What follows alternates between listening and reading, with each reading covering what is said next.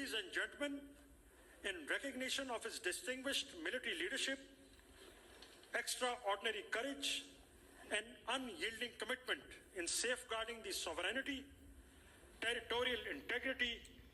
and strategic interests of Pakistan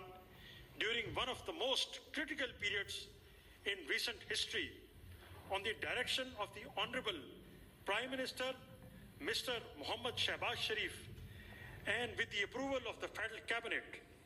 General Syed Asim Munir, Nishan-e-Imtiaz Military, is elevated to the rank of Field Marshal. I now request the President of the Islamic Republic of Pakistan